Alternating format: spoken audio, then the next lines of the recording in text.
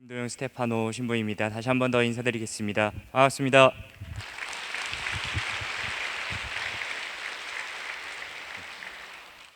사실 제가 작년에 시노드 주제로 해서 박사학위를 받고 한국에 돌아왔을 때 그래도 공부를 하고 왔는데 우리 교구에 어떤 도움을 줄 것인가, 우리 교회에는 어떤 도움이 될 수 있을까라는 고민을 많이 하고 있었던 찰나에 교계 언론을 통해서 광주대교구에서 실시하는 하느님 백성의 대화에 대한 기사를 접하게 되었습니다.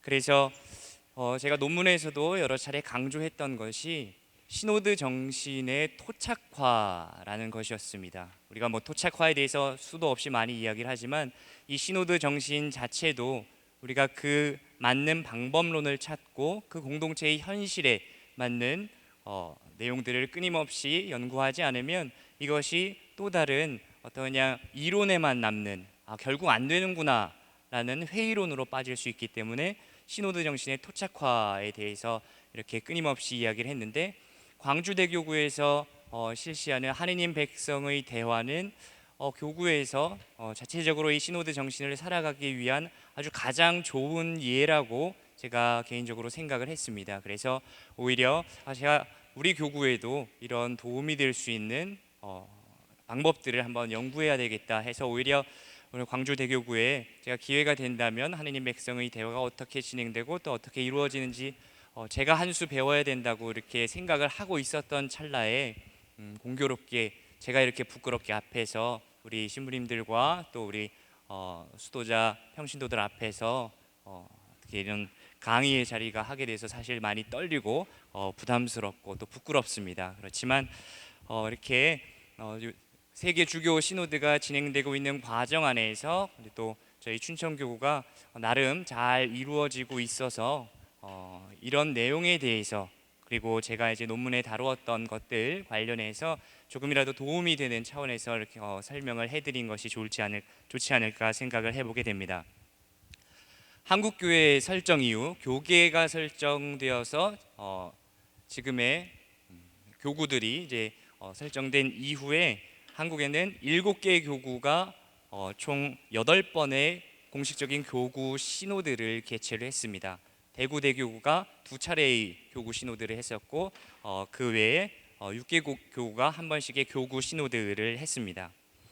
이번에 세계 주교 시노드를 하게 되면서 교구 시노드를 했던 교구와 교구 시노드를 아직 한 번도 하지 않은 교구가 이 세계 주교 시노드를 받아들이는, 맞이하는 태도가 명확하게 구분이 되었습니다. 교구 시노드를 이미 한 번이라도 개최했던 교구들은 공통적으로 우리가 시노드 해봤는데 한다고 변화되는 거 없더라, 해봐야 이것이 무슨 소용이 있는가 라는 회의론이 더 앞섰습니다. 그런데 반대로 교구 시노드를 한 번도 해보지 않은, 그래서 시노드라고 하는 것조차도 생소했던 그 교구들에서는 처음에는 그게 뭔데, 모든 것을 낯설어 하면서도 정작 하면서 이제 뭔가가 변화가 되긴 되는구나 라는 신선함을 표현을 했습니다. 그런데 이것이 자칫 또 잘못하면, 그래서 이 한 걸음 한 걸음이 계속 나아가지 못한다면 이미 교구 시노드를 했던 교구에서 회의론으로 빠졌던 것처럼 이번 세계 주교 시노드를 하면서도 혹시나 광주대교구가 하느님 백성 대화를 하면서도 그 이후에 우리가 해봤는데 변하는 거 없더라, 하면 뭐해? 라는 회의론으로 빠질 위험도 있습니다. 그래서 우리가 재작년 넷플릭스 드라마로 이렇게 인기를 끌었었던 DP라는 드라마가 있었는데, 그 드라마에서 6.25 전쟁 이후에 수통도 안 바뀌는 대한민국 군대의 현실을 지적하면서도 거기에서 나왔던 대사 한마디가 우리가 이거를 기억해 둘 필요가 있겠다는 생각이 들었습니다. 뭐라도 해야 바뀐다. 우리가 끊임없이 이렇게 교회 안에 소중한 가치들, 이 시노드 정신이 있는데도 불구하고 그것을 되살리기 위한 노력들이 끊임없이 뭐라도 하지 않는다면 끊임없이 쇄신해야 되는 우리 교회는 결국 과거의 잘못으로만 묻혀버릴 수밖에 없다는 것입니다. 그래서 그냥 갑자기 뭔가 바뀌기를 바라기보다는 이제 한 걸음 한 걸음 나아가 보자는 어떤 미래의 희망을 가지고 우리가 하느님 백성의 대화, 광주교구에서 정말 시노드 정신의 토착화를 위해서 하고 계신 이 하느님 백성의 대화가 잘 이루어질 수 있도록 도움을 드리는 차원으로 오늘의 나눔을 전개해 볼까 합니다. 그래서 아마 우리 신부님들께 나누어 드린 강의록에는 제가 이렇게 조금 딱딱한 형식으로 이렇게 글을 정리를 해 보았습니다. 근데 그대로 진행을 하기에는 너무 재미도 없고 이론적인 부분이 많기 때문에 그 내용을 이렇게 참고 자료로 신부님들께서 봐주시면 감사하겠고, 제가 이렇게 준비한 PPT를 함께 이렇게 보시면서 또 물론 시노드 정신을 이해하기 위한 이론적인 내용도 있겠지만 또 저희 춘천교구에서 했던 내용들, 그리고 저희가 이번 세계 주교 시노드 교구 단계를 하면서 특별히 하고자 했던 것은 바로 우리 교회 공동체의 현실, 바로 본당, 그리고 내가 머무르고 있는 지구 또 교구, 우리 공동체의 현실을 정말 성찰해 보자는 데 있었기 때문에 그 성찰 안에서 나왔던 이야기들을 이렇게 사례로서 나누면서, 그리고 마지막으로 몇 가지 제언을 드리면서 전개를 해 보도록 하겠습니다. 그리고 특별히 제가 오늘 이렇게 수도자 평신도들께서도 함께 해 주셨지만 사제 연수 때 이렇게 초대를 받았기 때문에 우리 신부님들께 특별히 부탁을 드리고 싶은 거, 또 저도 지난해 저희 춘천교구 사제 연수 때 저희 춘천교구 신부님들께 부탁을 드렸던 내용이지만, 시노드 정신이 우리 안에 자리 잡기 위해서 절실히 필요한 것, 그리고 가장 우선되어야 하는 것이 바로 사목자의 관심이었습니다. 저희 춘천교구가 어떤 특별한 사람들, 훌륭한 사람들이 모여서 이번 세계 주교 시노드가 그래도 수월하게 이루어질 수 있었던 것은 결코 아닙니다. 물론 저희 교구가 작은 시골 교구로서 가지고 있는 그 규모가 작다는 장점이 또 작용을 했습니다. 그리고 절대적으로 교구장 주교님께서 이 부분에 대해서 지속적으로 관심을 가지고 계셨기 때문에 이에 함께 하고자 하는 또 다른 신부님들의 노력이 있었습니다. 그런데 실제로 그냥 거기에 관심이 별로 없었던 신부님들이 사목하고 계신 본당에서는 평신도들조차 사목자가 관심이 없으니까 관심을 갖지 않습니다. 아무리 교회에서 이것에 대해서 이야기를 해도 결국 본당 사목구에서 본당의 사목자가 관심을 갖지 않으면 그 본당의 평신도들도 관심을 갖지 않는, 우리 신부님이 관심이 없는데 내가 여기서 어떻게 소리를 내겠어 하고 또 좌절하는 그런 현실을 이렇게 목격을 하게 되었습니다. 그래서 정말 사제 연수의 자리인 만큼 우리 신부님들께 이 시노드 정신이 지금 내가 있는 우리 교구 공동체, 또 내 본당 공동체에서 어떻게 실현될 수 있을 것인지 지속적으로 관심을 가져주시기를 부탁을 드리겠습니다. 먼저 이 시노달리타스에 대해서 왜 지금 이렇게 시노달리타스에 대해서 이야기를 많이 하는가, 계속 중요하다고 하는데 왜 중요한가를 먼저 우리가 염두에 둘 필요가 있을 것 같습니다. 프란치스코 교황님께서 시노달리타스는 교회의 구성적 차원이라는 표현을 쓰셨습니다.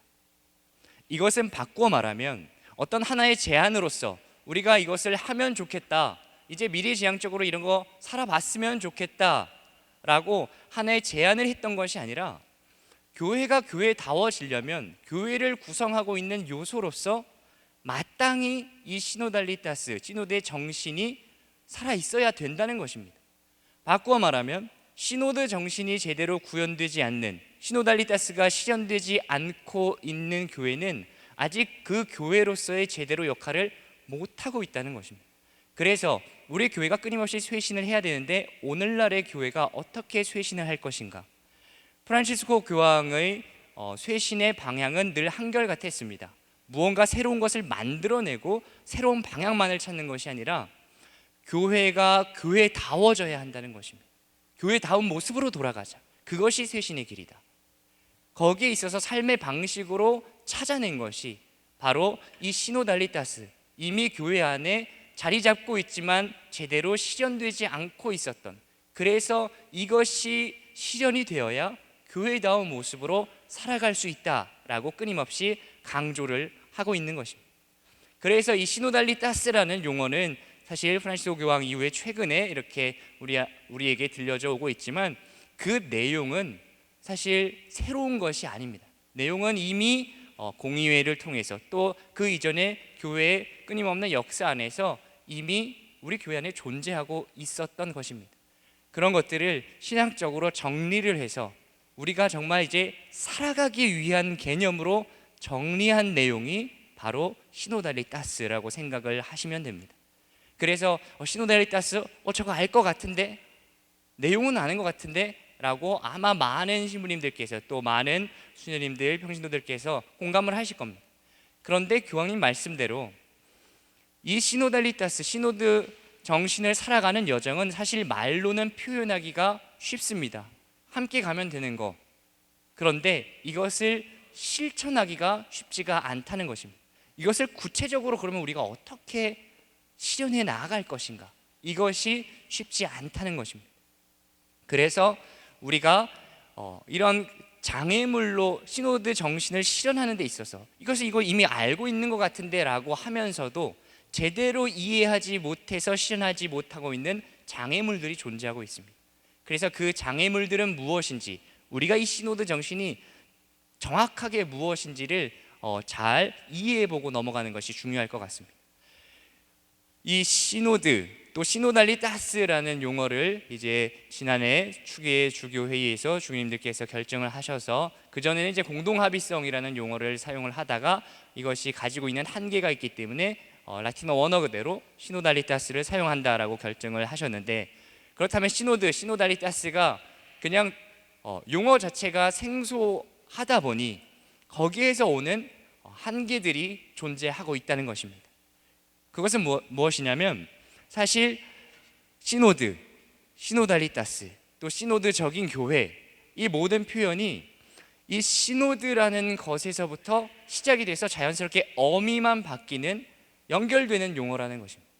그래서 라틴어를 비롯해서 모든 서구의 언어는 시노드를 이해를 하면, 시노드라는 제도, 시노드가 있구나, 시노드를 이해를 하면 그 시노드의 정신, 그것이 시노달리타스고, 그래서 시노드적인 교회가 되어야 한다. 그것은 바로 시노드 정신을 실행하는 교회, 이것이 자연스럽게 연결이 되는데 우리 한국 교회 안에서 현실이 이 시노드에 대한 용어 번역도 통일이 되지가 않았었습니다. 그래서 우리가 시노드라는 용어를 사용하면서도 또 대의원 회의라는 용어가 또 함께 혼용이 되고 있고, 일부 교회 문헌에서는 교회 회의라고도 번역이 되어 있습니다. 그러다 보니 이 시노드라고 하는 제도 자체가 우리에게 너무나 생소한 것입니다. 그리고 이전에 그 시노드가 담고 있는 정신이, 시노드 그 제도 안에 담겨 있는 의미가 시노드 정신인데 공동합의성이라는 다른 용어를 사용하다 보니까 이것과 시노드라는 제도와의 연결이 되지 않았던 것입니다. 공동합의성이 뭔데 그러면? 그것을 새롭게 다시 설명을 해야 하는 것입니다. 그런데 시노드라는 제도를 잘 이해하고 그것이 어떻게 이루어지는 거구나, 어떤 구조 안에서 이루어지는 거구나 라는 것을 이해한다면 그 안에 담긴 정신이 바로 우리가 이야기하고 있는 시노달리타스입니다. 그리고 우리가 말 그대로 그런 교회, 그것이 살아있는 정신, 그것이 바로 시노드적 교회라는 형용사로 사용이 될 수 있는 것입니다. 그래서 우리말 번역에서의 한계가 있었기 때문에 지금 우리에게 너무 생소하게 다가온다는 것입니다. 그래서 공동합의성이라고 그래도 여태껏 잘 써왔는데 왜 갑자기 또 시노달리타스, 이거 새로운 것인가? 우리에게 더 혼용되는 것 같은데? 라는 그런 의문 섞인 목소리도 제기가 되었지만, 공동합의성이라고 번역을 하다 보니까 어떤 사회학적 개념으로 자꾸 이것을 받아들인다는 것입니다. 번역상 용어에 합의라는 표현이 들어가 있다 보니까 우리가 합의라는 단어를 가장 많이 쓰는 경우가 바로 교통사고 나면 합의를 봐야 합니다. 7대3이냐, 누구 잘못이 더 크냐, 그렇게 결정을 자꾸 내려고 하니까 적당히 이만큼 합의를 보면 되겠구나. 그러니까 자꾸 결정에 초점을 두고 있는 것입니다. 그런데 교회에서 이 시노달리타스는 결정에 초점이 있는 것이 아닙니다. 그 자체, 과정 자체에 중요성이 있어야 하는데 자꾸 합의라는 것에 염두를 두면 계속적으로 결정을 염두에 두고 무언가를 논의하고 그것만을 생각을 하게 됩니다. 사회에서 끊임없이 신속성과 효율성만이 강조가 됩니다. 어떤 것이 더 이익이 되는가? 어떤 것이 더 효과적인가? 그리고 어떻게 하는 것이 더 빨리 할 것인가? 그것이 이미 우리 교회의 문화 안에서 침투가 되어버렸습니다.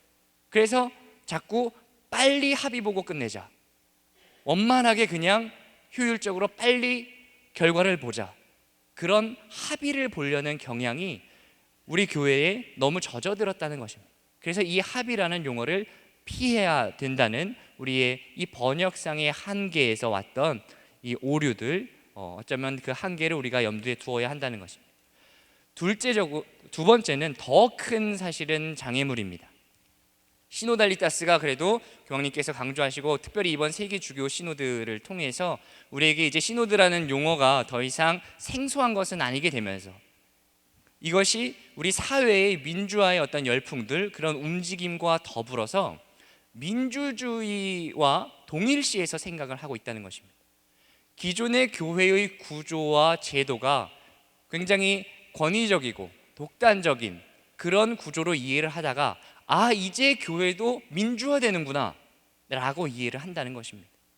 그런데 민주주의와 이 시노달리타스는 분명하게 구분되어야 합니다. 우리가 자꾸 민주주의적인 방식을 생각하다 보면 오히려 그보다 더 높은 가치로서의 교회 정신인 시노달리타스를 사회적인 개념으로 한정시켜 버리게 됩니다.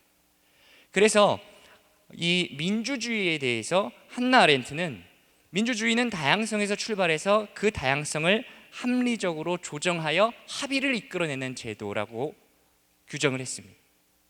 결국 그 아까 말씀드렸던 합의라는 단어가 내포하고 있는 것처럼 결정을 내기 위해서, 그런데 독단적으로 결정을 하는 것이 아니라 다양한 사람들이 모여서 함께 결정하는 것, 이것이 민주주의라고 이야기를 합니다. 그런데 말씀드렸던 대로 교회의 시노달리타스는 결정을 내기 위한 것이 아닙니다. 그리고 내 의사들, 저 사람의 의사들을 적당히 합의 봐서 효율적인 결정을 찾기 위한 것이 아닙니다. 중심은 우리가 같이 하느님의 뜻을 찾아가는 과정에 있다는 것입니다. 그래서 시노달리타스가 민주주의, 교회 안에 이제 민주주의가 들어오는구나, 이제야. 사회는 한창 민주주의 열풍이 불고 민주적인 노력이 계속돼 왔는데 이제야 교회가 민주주의를 도입하기 시작하는구나 라고 이해하는 분들이 너무나 많이 있습니다. 그런데 시노달리타스와 민주주의는 동일시될 수는 없습니다. 물론 공유될 수 있는 공통점은 분명히 존재합니다. 다양성과 참여의 원리에 기반을 두고 있다는 거죠. 다양한 사람들, 우리 교회 공동체 안에도 다양한 사람들이 존재합니다. 모두가 다 다릅니다. 그 다양한 사람들이 모두 참여한다는 의미에서는 민주주의와 교회의 시노달리타스는 공통점을 지니고 있습니다. 그런데 분명한 차이점은 민주주의는 결정에 초점이 있다는 것입니다. 그래서 많은 사람들, 다수의 의견을 결정하기 위한 방법론으로서 그래서 다수결의 원칙을 선택을 합니다. 그런데 교회는 그 과정 자체, 그리고 각자에게 주어지는 신앙 감각으로서 하느님의 뜻을 찾을 수 있기 때문에 모든 하느님이 함께 가는 그 과정의 중요성이 있다는 거죠. 그래서 우리 민주적으로 결정합시다 해서 식당에 가서 짜장면 먹을래, 짬뽕 먹을래, 8대2로 나왔어요. 그럼 8, 우리 다 함께 자꾸 나눠지니까 우리가 통일이 안 되지. 다 8, 짜장면 선택했으니까 다 같이 우리 짜장면으로 갑시다. 이것이 다수결 원칙으로 결정을 낸 것이라면 한 사람 한 사람의 의견을 끊임없이 존중해 나아가면서 그 안에서 서로 대화하고 논의를 찾는 그 과정을 더욱 중요시하는 것이 바로 이 시노달리타스라는 것입니다. 그리고 물론 굉장히 비약적인 비유였기 때문에 짜장면 짬뽕이지만 그 안에 그것을 결정하는데 하느님의 뜻을 찾을 것은 없지만, 만약에 비유를 한다면 거기서 너는 짜장면이 좋아, 너는 짬뽕이 좋아, 이것을 놓고 선택을 하기 위한 것이라면 교회에서는 짜장면과 짬뽕 중에서 하느님의 뜻은 무엇일까, 이것을 함께 찾아 나아가는 것, 그것이 바로 시노달리타스라는 것입니다. 그래서 이 용어에 이미 그 정신이 모두 담겨 있습니다. 우리가 시노달리타스는 시노드 정신이라고 이야기하는데, 바로 시노드라고 하는 것은 히랍말 그 뜻이 갖고 있는 그대로 하느님 백성이 함께 걸어가는 여정입니다. 그래서 시노달리타스라는 용어가 새로우니까, 또 라틴말을 그대로 차용한 용어다 보니까 많은 평신도들이 그것이 뭔데 너무나 어렵다라는 말씀들을 많이 하십니다. 여기에 저도 명확히 어떤 주교님께서 하셨는지는 모르겠으나 저희 교구장 주교님께서, 원로 주교님께서 이런 말씀을 하셨는데 거기에 공감이 가더라 하고 저에게 들려주셨던 것이, 우리가 정말 많이 부르고 있는, 우리 신부님들 아마 신학생 때 이렇게 술 한잔 하시면 어깨 동무하고 많이 불렀던 함께 가자 우리 이 길을, 이 노래가 있습니다. 네, 이병호 주교님께서 말씀하셨답니다. 네, 함께 가자 이 길을, 이 노래가 시노드 정신을 가장 잘 담고 있는 노래라는 것입니다. 함께 가자는 것입니다. 효율성과 신속성만 찾으면서 빨리 해서 가는 것이 아니라, 가다 못 가면 잠깐 쉬었다 가면서 같이 가자, 같이 가는 그 과정이 바로 이 시노드의 여정이라는 것입니다. 그래서 시노드 이러면 하나의 제도로서 우리가 자리를 하고 있지만, 그 시노드 정신, 시노달리타스는 그냥 그 제도 안에서만 이루어지는 틀이 아니라, 교황님이 이야기한 대로 교회의 생활 방식과 활동 방식, 우리가 일상 안에서 살아가야 한다는 것입니다. 이것이 그렇게 하기 위해서 일단 제도로서, 또 하나의 어떤 틀로서 하느님 백성의 대화라는 이런 모임을 갖고, 또 시노드라는 어떤 제도를 통해서 우리가 그 시노드 정신을 실현하기 위한 것들을 하지만, 그것이 일회적으로 그 안에서만 시노드 정신, 시노달리타스가 실현되는 것이 아니라, 그런 그 시간들 안에서, 그 모임 안에서 이루어진 것이 본당 안에서, 우리의 일상 안에서 끊임없이 반복되고 우리에게 체득이 되어야 한다는 것입니다. 그래서 결국은 이 시노드 정신에 따라서 우리 삶의, 우리 신앙의 태도가 변화되어야 한다는 것입니다. 그래서 이 시노드 정신을, 그렇다면 생활 방식과 활동 방식으로서의 시노드 정신을 요약해서 규정하자면 바로 이것입니다. 하느님 백성 전체가 교회의 삶과 사명에 관련되고 참여하는 것을 일컫는다. 여기에 제가 이제 빨간색으로 이렇게 강조를 해 놓은 것이 바로 시노드 정신의 핵심적인 어떤 신학적인 의미를 다 이 한 문장에 담고 있는 것입니다. 하느님 백성 전체라고 하는 시노드 정신을 살아가는 교회의 삶과 사명을 수행하는 주체라는 것입니다. 세례받은 모든 신자들, 성직자, 수도자, 평신도, 이 자리에 그 하느님 백성의 대화를 위해서 여기 모인 모든 분들, 하느님 백성 전체가 교회의 삶과 사명에, 교회를 살아가는 데 있어서 이 안에서 우리에게 주어진 역할에 있어 모두가 관련되고 여기에 참여하는 것, 그것이 시노드 정신이라는 것입니다. 여기에 시노달리타스의 두 가지 요소가 이미 담겨 있습니다. 하나는 우리가 참여한다는 것입니다. 소외되는 사람 없이 성직자들 많이 참여하는 것도 아니고, 평신도들 많이 참여하는 것이 아니라, 수도자들 많이 참여하는 것이 아니라, 우리 모두가 참여하고, 근데 참여해서 결정했으니까 이거는 평신도들이 하시오, 이거는 수도자들이 하시오, 이거는 성직자들이 하시오, 그냥 딱 구분지어서 일정한 특정한 그 신원에만 부여되는 것이 아니라, 그렇게 결정되고 그렇게 논의했던 모든 내용들이 우리의 모든 하느님 백성에게 공동의 책임성으로 주어진다는 것입니다. 우리가 함께 이것을 실현해 나아가야 한다는 것입니다. 그래서 정말 중요한, 우리가 이런 신학적인 요소들, 내용을 담고 있지만 우리가 정말 잊지 말아야 하는 것이, 시노달리타스를 이야기하는 데 있어서 가장 중요한, 우리가 되게 쉽게 이야기하지만 그 의미는 잘 기억하지 못하고 있는 개념이 바로 하느님 백성입니다. 하느님 백성의 교회론에서부터 이 시노달리타스가 이야기가 되는데, 하느님 백성이라고 하는 이 용어 안에 이미 품위의 동등성과 직무의 다양성을 내포를 하고 있습니다. 이것을 말씀드리는 이유는, 하느님 백성이라는 용어가 중요하다라고 말씀을 드리는 이유는, 이 시노달리타스에 대해서 이야기하고 강조되고 이것을 실현하자라고 이야기하면서 일선 3옥 현장에서 가장 많이 대두되고 있는 어려움들이 바로 주도권 논쟁입니다. 기존에 성직자 중심주의의 교회였는데, 이제 성직자들이 그 주도권을 가진 것이 아니라 우리 평신도들이 주도권 가져가겠다, 평신도들의 교회다, 이렇게 주도권 논쟁을 하게 된다는 것입니다. 오히려 시노달리타스로 인해서 평신도와 성직자가 이 주도권 논쟁으로 더 벽을 쌓고 있는 현실들이 있습니다. 그런데 성직자 중심주의는 분명히 이 시노드 정신에 따라서 우리가 타파해야 할 문제들입니다. 그런데 그래서 이 성직자 중심의 주도권을 단순히 이양하는 그런 개념이 아니라는 것입니다. 저희 춘천교구에서 이번 세계 주교 시노드 교구 단계를 거치면서 실제적으로 이렇게 여러 단계를 거치면서 체험했던 부분들을 말씀을 드립니다.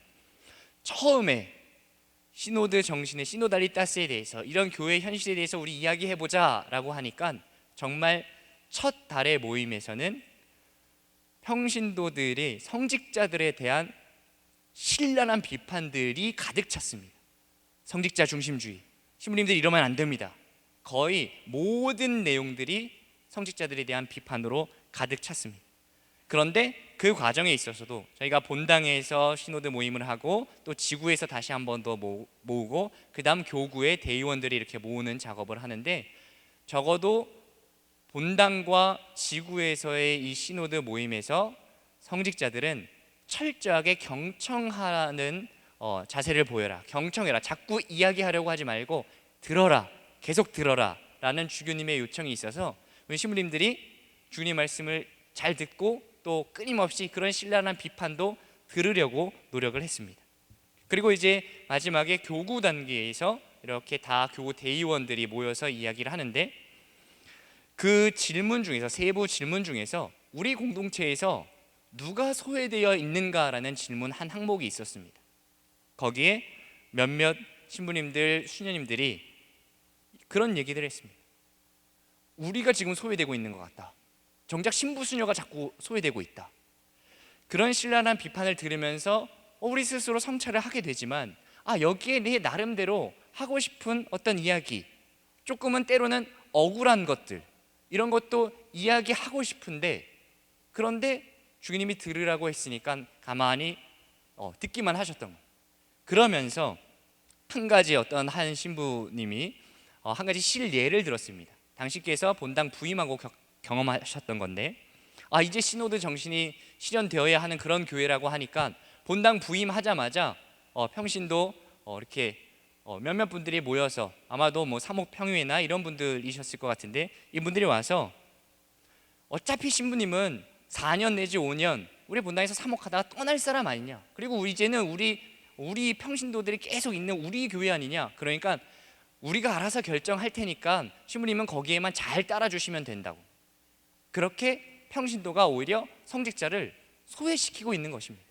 성직자들 고유의 역할이 주어져 있음에도 불구하고 오히려 성직자들과 함께 가려는 것이 아니라 이제 우리가 할 때 주도권은 우리한테 있으니까, 그런 신뢰를 한 신부님이 이야기를 하면서 내용을 공유하고, 거기에서 사제들의 어려움들, 사제들의 고민들, 내가 그때 이렇게 우리가 결정할 수밖에 없었던 것, 그런 것들은 이런 고민에서 이런 기준에 의해서 했던 것이다 라고 했을 때, 그런 몇 번의 단계를 거치면서 평신도들도 신부님들도 저런 고민을 하는구나, 신부님들한테도 참 어려움과 아픔들이 있구나 라는 것이 공유가 되기 시작을 했습니다.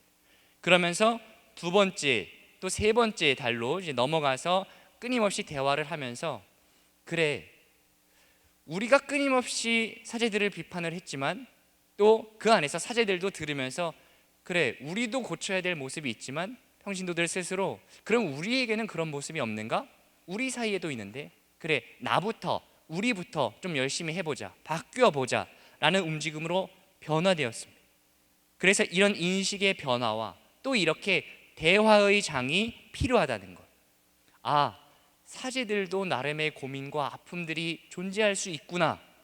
평신도들은 사제들이 그렇게 어렵게 또 고민하고 그런 모습을 생각하지 못했던 것입니다. 신부님들의 고민을 처음 들어봤다고 이야기하는 분들이 많았습니다. 그래서 저런 고민들을 하고 있구나. 그래, 그렇다면 우리는 어떻게 해야 되지? 어떻게 쇄신해야지? 그것들을 함께 논의하고 함께 대화하고자 하는 그런 노력들, 그런 인식들이 갖춰지기 시작했습니다.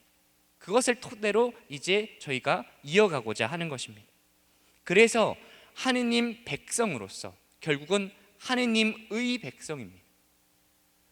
백성으로서 우리 서로가, 성직자, 수도자, 평신도 모두가 서로를 동반자로 인식을 해야 합니다. 우리가 어떤 주도권 가지고 싸워야 할 대상이 아닙니다. 우리 서로 모두가 동반자로 인식을 해야 합니다. 그리고 주도권은 성직자한테 주도권이 있을 것인가, 평신도한테 있을 것인가, 아니면 이 영역에서는 수도권이 수도자에게 있을 것인가, 본당에서 사목자와 수도자가 이 주도권을 가지고 어떻게 할 것인가, 이걸 다툴 것이 아니라 결국 우리 모두의 주도권은 하느님의 백성으로서 하느님께 있다는 것입니다.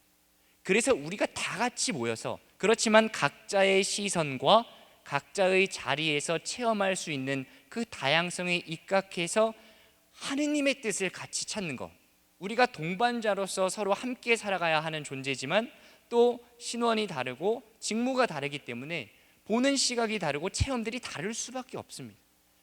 그래서 무지개가 아름답다고 우리가 이야기하는데, 무지개가 아름다운 이유는 정말 많은 다른 색이 한데 모여 있기 때문입니다. 그것이 모두가 같은 색깔이라면 사실 아름다워 보이지 않습니다. 각기 다른 사람들이 제각기 다른 그 색을 내면서 함께 모여 있는 아름다움, 그것이 바로 하느님 백성의 실존이 되어야 합니다. 그리고 그 하느님 백성은 그 하느님 백성의 특성으로서 신앙 감각을 다 지니고 있다는 것입니다.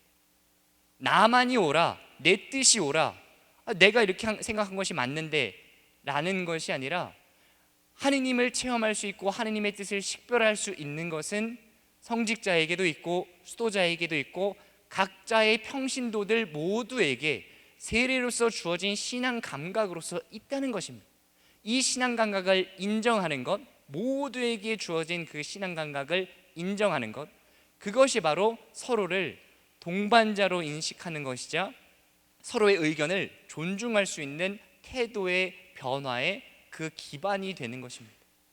저 사람도 하느님의 그 뜻을 식별할 수 있는 능력이 있고 저 사람도 있고 나도 있다는 것입니다. 그래서 저 사람이 이야기하는 것을 무시할 것이 아니라, 나만 옳다고 주장할 것이 아니라, 저 사람이 이야기하는 것 안에서도 저 사람은 하느님의 뜻을 이렇게 식별을 하고 있구나 라고 볼 수 있다는 것입니다. 그리고 마찬가지로 반대로 살펴보면, 내가 내 뜻을 주장하기 위해서, 우리 교회에서 내 뜻대로 하기 위해서가 아니라 나에게 신앙 감각이 주어졌기 때문에 나에게 말씀하시는 하느님의 뜻을 식별하려고 개별적으로도 노력을 해야 한다는 것입니다. 그렇게 개별적으로 식별할 수 있는 신앙 감각으로서 찾을 수 있는 하느님의 뜻을 우리 교회의 친교이자 단체성으로 공동의 신앙 감각으로 이어 나아가는 것입니다. 우리 교회의 신앙생활을 개별적으로 각자 알아서 하는 것이 아니라 우리 교회는 근본적으로 공동체성, 단체성을 지니고 있습니다. 이렇게 함께 모인 백성으로서의 교회가 되기 위해서 각자의 신앙 감각으로 체험되는 하느님의 뜻을 우리가 이제 다 같이 모여서 함께 그것을 공유하고 함께 식별해 나아가는 것, 바로 그것이 시노달리따스입니다. 그래서 이런 신학적인 기반 위에 또 그 안에 정리한 것이 바로 이 시노달리따스이고, 그래서 모든 하느님 백성이 다 함께 참여하고 자신에게 주어진 그 능력, 신앙 감각으로서 참여하고 그것에 참여했기 때문에 끝이 아니라 그 다음에는 거기를 살아가는 데 있어서도 책임감을 갖고 다 함께 걸어가는 것, 이것이 바로 시노달리따스라는 것입니다. 그래서 바로 이 도표가 그냥 간단하게 시노달리따스를 정리한 하나의 어떤 신학적 개념의 도표가 될 수 있을 것 같습니다. 그래서 이 시노드 정신, 시노드라고 하는 것이 갑자기 오늘날 이 3000년기의 교회 안에서 이제부터 이런 거 새로운 개념이니까 하자고 하는 것이 아니라 이미 교회 안에 존재하고 있었던 하느님의 백성으로서의 그 교회가 이미 가지고 있던 가치라는 것입니다. 그래서 시노드라고 하는 제도의 원형은 사도행전 15장의 예루살렘 사도회의에서 시작이 됩니다. 예루살렘 사도회의를 잘 보면 각자의 고유한 역할들이 존중이 됩니다. 그 예루살렘 사도회의 그 자리 안에는 예수님을 직접 목격하고 예수님의 가르침을 직접 들었던 사도들이 있었고, 그의 제자들, 또 그런 공동체의 원로들이 있었습니다. 그리고 공동체의 다른 모든 사람들이 있었습니다. 그런데 그 각자의 고유한 역할이 존중된다는 것입니다. 예수님을 직접 만나고 직접 가르침을 받았던 사도들이 들었던 그 내용, 체험했던 내용과 또 원로들이 우리 교회 공동체 안에서 내가 봉사하면서 체험했던 것, 그리고 그 백성으로서 교회 공동체의 일원으로서 체험했던 것이 누구도 틀리지 않지만 다를 수밖에 없기 때문에 각자의 고유한 역할을 존중하면서, 그래서 사도들이 먼저 이야기를 할 때 모든 공동체 구성원들이 귀여겨 듣습니다. 그리고 원로들이 얘기할 때 마찬가지로, 그리고 다 함께, 가장 중요한 것은 그 사도행전 15장에 나오는 구절입니다. 성령과 우리는 결정하였습니다. 그냥 우리끼리 합의 본 것이 아니라 그렇게 우리가 체험했던 하느님의 뜻을 각자의 그 체험들을 공유하면서 그 역할들을 존중하면서, 그런데 그 안에 담긴 성령의 뜻을, 그래서 성령과 우리가 함께 이렇게 결정을 한 것입니다. 그런데 그렇다면 이미 초대 교회부터 그렇게 강조되었던, 실제로 있었던 그 시노드가 왜 2000년 가까운 이 교회 역사 내에서, 사실 저도 제가 유학을 가기 전에 시노드라고 하는 제도가 있는지 잘 몰랐었습니다. 우리 교회 안에 시노드라는 것 유학 가서 공부하다 보니까 처음 접하게 되었습니다. 그럼 왜 그렇게 되어 왔는가? 사실 우리가 공의회는 이미 너무나 많이 들어왔었습니다. 공의회와 시노드의 어원을 살펴보면 사실 동일한 의미입니다. 함께 모인다는 것입니다. 그래서 초기 교회 때, 초세기 교회 때는 이 공의회라는 단어와 콘칠리움과 시노드, 시노두스 단어가 혼용이 되어서 사용이 됩니다. 명확하게 구분이 잘 되지 않았었습니다. 그런데 교회가 점점 확장이 되면서 어떤 결정을 내려야 하는, 그래서 최초의 보편 공의회로서 이루어지게 되고, 또 지역 안에서 어떤 결정을 내리게 되는 지역의 공의회가 열리게 되면서 어떤 결정을 내리기 위한 일종의 상급 기구로서 공의회가 자리를 잡게 됩니다. 그리고 시노드는 그러면 그것을 구체적으로, 그렇게 결정된 것을 구체적으로 우리 공동체 안에서 어떻게 살아갈 것인가. 그래서 초세기 교회 때 이 시노드라고 불렸던 것들의 특징들을 보면, 지금 우리가 사목 방문하고 있는 것처럼 그 당시에 주교들이 그 공동체의 현실을 우리 어떻게 해왔는지 그 현실을 파악하고, 그럼 앞으로는 우리 공회에서 결정된 가르침을 우리는 어떻게 살아갈 것인지에 대한 논의들이 주를 이루었습니다. 그렇게 이제 공의회와 시노두스가 점점 더 갈려져 나가게 됩니다. 그래서 결정을 하는, 의결권을 행사하는 공의회가 더욱더 강조가 되고, 또 시노드는 그 과정을, 우리가 삶에 대해서 이것을 그냥 이렇게 합시다라고 결정을 내는 것이 아니라 우리 이러는 게 좋지 않을까 하는 그 과정으로서의 시노드로서 약간 하위 기구로 점점 더 나아가게 됩니다. 그리고 1215년 제4차 라테란 공의회에서부터 아예 법제화 시켜서 공의회에 대해서 정의를 내리고 시노두스에 대해서 정의를 내리면서 명확하게 그때부터 구별이 되게 됩니다. 그런데 중세교회의 특성상 결정을 하는 공의회는 지속적으로 강조가 된 반면에 삶에 대해서 이야기해야 했던 시노드는 점점 더 그 중요성이 잊혀져 왔던 것입니다. 그런데 오늘날에, 그래서 이 시노드에 대해서 지금 세계 주교 시노드를 하면서도 끊임없이 강조하고 있는 이유는, 그렇게 우리가 결정에만 초점을 맞춘 교회로 살아가는 것이 아니라 우리 교회가 살아가는 삶의 방식, 그 정체성에 대해서 논의하는 그 시노드 정신이 오늘날에 오히려 더 우리가 쇄신되어야 하는 교회의 모습이기 때문에 오늘날에 우리가 그냥 결정을 내리기 위해서 찾자, 결정을 내리기 위해서 모이자, 이제 더 이상 그것이 아니라 우리가 어떻게 살아갈 것인가, 우리의 모습은 어떤 것인가, 우리가 어떻게 쇄신해야 할 것인가를 논의하는 정체성의 문제로서의 이 시노드가 이제 제2차 바티칸 공의회 이후에 다시 그 중요성이 강조되기 시작했고, 그것이 프란치스코 교황에 이르러서 더욱더 정점에 이르러서 강조가 되고 있다는 것입니다. 그렇다면 이 시노드 구조, 시노드 정신은 그러면 어떻게, 어떤 구조 안에서 이루어지는가? 지금 광주대교구에서 이루어지고 있는 하느님 백성의 대화가 바로 이 시노드 정신에 입각해서 이런 구조로 이루어지고 있는 것입니다. 시노달리타스의 구조는 모든 사람, 몇몇 사람, 한 사람의 구조입니다. 이 범위가 어떻게 되느냐에 따라서, 그러니까 교구 단위가 될 수도 있고 또 본당 안에서도 될 수 있고 보편교회 차원까지 될 수 있다면 몇몇 사람과 한 사람이 바뀌게 되겠죠. 교구 안에서 한 사람은 물론 교구장 주교님이 될 것입니다. 그런데 만약에 보편교회로 확장을 하게 된다면 교황님이 되실 것이고, 본당 안에서의 한 사람의 역할은 본당 사목구 주임 신부가 역할을 하게 됩니다. 그리고 정말 중요한 역할을 하는 사람이 바로 이 몇몇 사람입니다.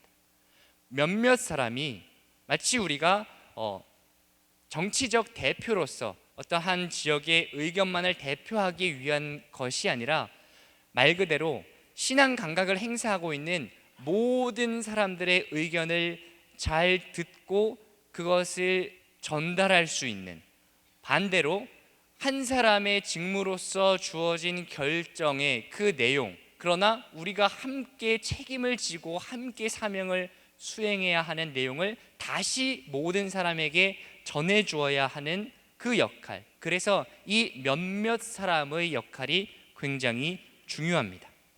바로 모든 사람, 몇몇 사람, 한 사람, 이 구조가 잘 이루어져야, 그래서 아마 이 하느님 백성의 대화라는 모임을 이렇게 하시게 되다 보면 그 안에서는 우리가 다 함께 모일 수가 없기 때문에 현실적으로, 그렇다 보면 그 모임에 오시는 분들이 몇몇 사람에 해당이 됩니다. 그런데 그 몇몇 사람의 역할이 내가 그냥 내 의견 거기서 이야기하는 것이 아니라 그 전에 우리 주위에 있는 모든 하느님 백성, 내 주위에 있는 사람들의 의견을 잘 듣고 함께 식별한 이후에 그것을 결정의 권위를 가지고 있는 한 사람과 그 안에서 함께 또 식별해 나가고 함께 의견을 모아 나가는 과정이 되어야 합니다. 그래서 이 몇몇 사람의 역할은 시노달리타스의 구조에 있어서 가장 중요한 역할을 합니다. 그러면 구체적으로 이 몇몇 사람이, 모든 사람과 한 사람을 이어주는 끈으로서의 몇몇 사람이 이 시노드 정신을 살아가는 그 구조 안에서 무엇을 하는가? 그것은 바로 자문입니다. 그런데 우리가 이 자문이라고 하면 사실 사회에서도 똑같은 자문이라는 용어를 쓰다 보니 자칫 잘못하면 자문은 어떤 전문가가, 법률 자문 이러면 법률 전문가가 법률적인 조언을 하는 데에 한정지어서 생각을 하게 됩니다. 그런데 그래서 실질적으로 교회 역사 안에서 자문을 그렇게 한정적으로 사회학적으로 생각을 해서 해왔기 때문에 우리가 이 시노드 정신을 굉장히 하위적인 기구에 또 하위적인 개념으로 생각해 온 것입니다. 그런데 교회의 삶과 사명 안에서의 시노달리타스 이 문헌 안에서 언급하는 것처럼 교회가 시노드적인 삶의 쇄신을 위해서는 하느님 백성 전체에게 이 자문을 구하는 절차가 활성화되어야 한다는 것입니다. 자문의 가치를 다시 교회만이 가지고 있는 자문의 가치를 성찰해야 한다는 것입니다. 그래서 공의회는 늘 강조되어 왔지만, 교회 역사 안에서 계속 강조가 되어 왔지만 거기에 반비례해서 시노두스의 역할은 더 이렇게 낮아졌던 그 원인이 바로 결정권을 가지고 있는 의결 투표를 하는 공의회에 비해서 건의 투표, 자문만이 이루어지는 시노두스이기 때문에 어차피 우리가 논의해봐야 결정은 결정권자가 할 텐데 라는 의식들로 그렇게 폄하가 되면서 신호드 정신이 살아날 수가 없었던 것입니다. 그래서 자문을 너무 한정적으로만 생각을 해보면, 그래서 사회법의 정신에 따라서만 이해한다면 부적절하다고 이야기하는 이유가, 실제로 유럽 교회에서 그런 이야기들이 많았습니다. 어차피 결정권이 없으면 내가 이야기 해봐야, 아마 본당에서 그런 경우들 많이 경험하셨을 것입니다. 평신도들이 내가 아무리 이야기해봐야 어차피 결정 신부님이 할 텐데 얘기해서 뭐해. 또 반대로 신부님들도 얘기해 보세요. 어차피 결정은 알아서 내가 할 텐데 그냥 얘기해 보세요. 이렇게 되면 그 자문의 가치를 폄하시키는 것이 되기 때문에, 그래서 시노드 정신을 막고 있던 장애물로 실제로 자리하고 있었다는 것입니다. 그런데 정말 공동체 전체가 하느님 뜻에 더 부합하는 사목적 결정을 내리는 교회의 자문, 그 가치를 우리가 발견해야 된다는 것입니다. 교회의 자문 안에서 이루어지는 것은 전문적인 지식, 사회적인 개념으로는 전문적인 지식을 갖고 내가 조언하는 것이 자문이라면, 그래서 그 조언을 받아들일지 안 받아들일지를 그냥 결정권자가 판단해서 그냥 도움만 받는 것이 사회학적인 개념의 자문이라면, 교회의 자문 안에는 기도하고 경청하고 분석하고 대화하고 식별함으로써 조언하는 것이, 그것이 이 모든 내용입니다. 그렇다면 시노드 정신을 살아가기 위한 그 노력으로서의 광주대교구의 하느님 백성의 대화 안에서 이루어지는 것은 단지 어떤 건의사항을 수집한다거나 아니면 거기에 외형적인 우리 답을 내려달라라고 하기 위해서 그냥 어떤 자기 주장을 이야기하고 건의사항들 다 수집해서 나열하는 것이 아니라, 그 안에서 이루어져야 하는 것이 바로 이것입니다. 함께 기도하고 경청하고, 그래서 하느님께서 나에게 들려주시는 것, 그 뜻이 무엇인지 그것을 먼저 경청하고, 이것이 정말 하느님의 뜻일까? 내 그냥 개인적인 바람은 아닐까? 분석하고 그것을 대화함으로써 나의 신앙 감각으로 파악한 하느님의 뜻과 저 사람의 신앙 감각으로 파악한 하느님의 뜻을 대화를 통해서 함께 공유를 하는 것입니다. 그래서 하느님께서 저 사람을 통해서는 우리 공동체에 이런 뜻을 밝혀주시는 거고, 저 사람을 통해서는 이렇게 밝혀주는 것입니다. 성직자들을 통해서, 수도자들을 통해서, 평신도들을 통해서 이렇게 알려주시는 것입니다. 그리고 그런 것들을 종합해서 이 안에서 하느님 뜻에 더 부합하는 것이 무엇인가를 함께 식별하는 것, 그것이 바로 이 하느님 백성의 대화 안에서 이루어져야 하는 것입니다. 그래서 우리가 어떤 의제들을 이렇게 선정을 해서 대화를 하실 텐데, 이것에 대한 이것이 더 효율적입니다, 이렇게 해야 되지 않습니까? 라는 어떤 단순한 논쟁의 장이 아니라 끊임없이 하느님의 뜻이 무엇인가를 기도하면서 성찰하고 그런 성찰들을 나누는 자리, 그리고 그렇게 나누어진 성찰들이 그래서 그 안에서 공통적으로 우리에게 바라시는 하느님의 뜻이 무엇인가를 함께 식별하는 자리가 되어야 한다는 것입니다. 그래서 교회가 끊임없이 강조를 합니다. 그의 목자들은, 신자들, 특히 평신도들을 존중하고 배려하며 우리 공동체의 선익을 위하여 적절한 방식으로 자문을 구해야 한다. 그래서 이 자문의 가치가 중요하다는 것을 기억하면서 우리 본당 공동체 안에서도 이 하느님 백성의 대화라는 그 모임, 그 제도로서의 틀만이 아니라 본당에서 사목을 하시면서 아니면 어떤 특수기관에서도 이렇게 지내시면서도 이런 적절한 방식으로 자문을 구하는 절차들을 끊임없이 살아가셔야 한다는 것입니다. 사실 저도 이제 공부하고 와서 처음에 교구장 주교님께서 교구의 이 시노드 일도 해야 되고 또 교구청 일도 해야 되다 보니까 본당 사목보다는 교구청으로 왔으면 좋겠다라고 하셨다가, 그런데 시노드 정신을 우리 구체적으로 삶에 녹아들려면 본당 사목을 경험하는 것이 더 좋겠다라고 말씀하시면서 이제 저에게 본당 사목의 소임도 함께 겸임으로 맡겨 주셨습니다. 그래서 제가 이제 본당에서 교구의 모든 사제들이 그래 쟤 자꾸 시노드 정신 얘기하는데 그럼 쟤는 본당에서 어떻게 하고 있나, 이 촉각을 곤두세우고 저를 보고 있습니다. 그래서 가끔 저도 이거 내 마음대로 그냥 할까 하다가도 남들이 다 보고 있는데 신호드 정신으로 살아야지. 그래서 한번 제가 해보았던 것 중에 하나가 저희 본당에서 주일 미사가 코로나로 인해서 이제 인원 제한이 있다 보니까 주일 오전이 7시, 9시, 11시 이제 세 대의 미사가 있었는데 굉장히 이게 촉박한 일정으로 미사가 봉헌이 되었습니다. 그런데 이제 전임 신부가 9시 미사를 새로 이렇게 만들면서 조건이 코로나 인원 제한에 끝날 때까지는 인원 제한이 있기 때문에 성당에 많이 못 들어오니까 9시 미사를 일시적으로 늘려놓겠다. 그런데 한번 미사가 늘어나면 9시 미사에 계속 오는 분들이 계시기 때문에 미사를 다시 없애는 것이 쉽지가 않았습니다. 그럼 이거 어떻게 할까? 그래, 시노드적인 방식으로 우리 자문을 구하듯 해보자.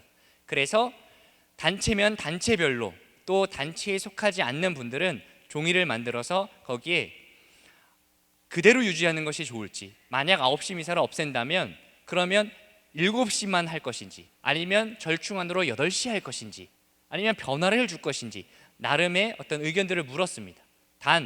단답형으로 1, 2, 3, 4 중에서 딱 찍어서 무조건 나 7시, 나 9시 다수결로가 아니라 왜 이런 선택을 나는 하게 되었는지 이유를 거기다 적어달라고 말씀을 드렸습니다. 그러니까 나름 내가 7시 미사를 했으면 바라고, 나는 8시 미사만 했으면 바라고 하는 나름의 이유들이 다 존재한다는 것입니다. 어르신들은 오히려 일찍 미사를 하고 내가 이렇게 하루를 보냈으면 좋겠다라고 말씀하시는 분들이 있었고, 또 자녀들, 어린아이들 복사들을 이렇게 늘 데리고 와야 하는 어머니들은 1시간이라도 좀 늦게 여유 있게, 아이들 때문에 자꾸 다투어야 되니까 그런 사유들이 모두가 다 우리가 서로가 공유하고 이해할 수 있는 사유들이 있었습니다. 그래서 그것들을 사목평의 안에서 함께 이야기하고 거기서 더 좋은 방법으로 절충안을 찾아 나갔습니다. 그리고 그렇게 결정을 하게 된 이유들을 그 다음 주에 다 함께 이렇게 공유를 했습니다. 모든 전신자들이 이런 의견들이 있었는데 이건 이렇게 해서, 그래서 단지 미사 시간 변경만을 결정한 것이 아니라 그로 인해 나왔던 의견들을 토대로 해서 성인 복사단들이 어떤 도움을 주고 서로가 참여를 해서, 그러면 그 시간에는 우리가 해주겠다, 그 시간은 우리가 이런 도움을 주겠다, 방역봉사 우리가 그러면 그 시간 하겠다 하면서 모두가 함께 나갈 수 있는, 어느 누구도 마음 상하지 않는 결정을 찾아 나갈 수 있었습니다. 그때 이런 것이 우리 일상 안에서 할 수 있는 시노드 정신을 살아가는 노력이구나라는 것을 저는 사실 이론적으로만 알고 있다가 현실에서 처음으로 체험할 수 있는 경험이었습니다. 그래서 우리가 신자들의 의견을 단지 다수결, 어떤 결정에 초점을 두고 하는 것이 아니라 함께 우리 목소리를 다 모아보자, 우리가 과정을 생각한다면 그 안에서 너무도 서로를 이해할 수 있는 좋은, 또 더 효과적이고 더 좋은 그런 뜻을 찾아 나아갈 수 있습니다. 그리고 무엇보다 그 누구도 다치지 않은, 상처받지 않는 그런 길로 나아갈 수 있습니다. 그래서 시노드 정신을 살아간다고 하는 것은 이렇게 적절한 방식으로 자문을 구하는 노력들이 요청이 됩니다.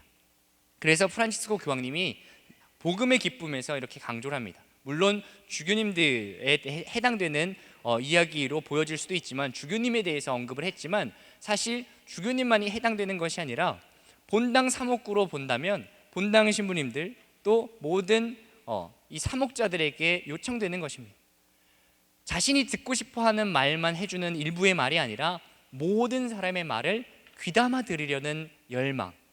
그래서 이 춘천교구 시노드 여정을 이제 보내면서 평신도들이 했던 이 시노드의 체험 안에서 가장 좋았다라고 이야기하는 것은, 교회가 내 한 사람의 이 목소리를 들어주려고 하는 노력을 하는구나. 정말로 들려져서가 아니라, 내 의견이 그냥 받아들여져서가 아니라 그런 태도, 그런 노력이 보여지는구나. 내가 그동안은 내 목소리 낼 자리도 없었고 내 의견을 어떻게 개진해야 될지조차 몰랐는데 의견을 들으려고 하네. 본당 신부님이 계속 의견을 제도로서였지만 어떤 의견을 듣습니다, 어땠습니까? 계속 노력을 하다 보니 평신도들은 그 자체가 좋았던 것입니다. 그래서 이제는 이렇게 이야기할 수 있겠구나, 교회가 내 목소리를 듣는구나, 우리 사목자들이 내 목소리를 들으려고 하는구나, 그 노력에 굉장히 어떤 희망적인 교회 미래를 봤다라는 것이 시노드 체험을 이렇게 수집을 했을 때 가장 많이 나왔던 의견이었습니다. 그런데 여기까지만 그치면 이제 일방적인 노력이 될 수 있습니다. 왜냐? 아까 지적했던 대로 봐봐, 교회 문제는 다 신부님들이 문제라니까. 신부님들만 고치면 돼, 신부님들만 잘 들으면 돼. 그러면 신부님들만 고치면 우리 교회 모든 문제가 해결되는가? 결국은 민주주의로 갈 수도 있습니다. 그래서 신자들은 언제나 신앙과 도덕의 품위를 존중하면서 의견을 개진해야 된다는 것입니다.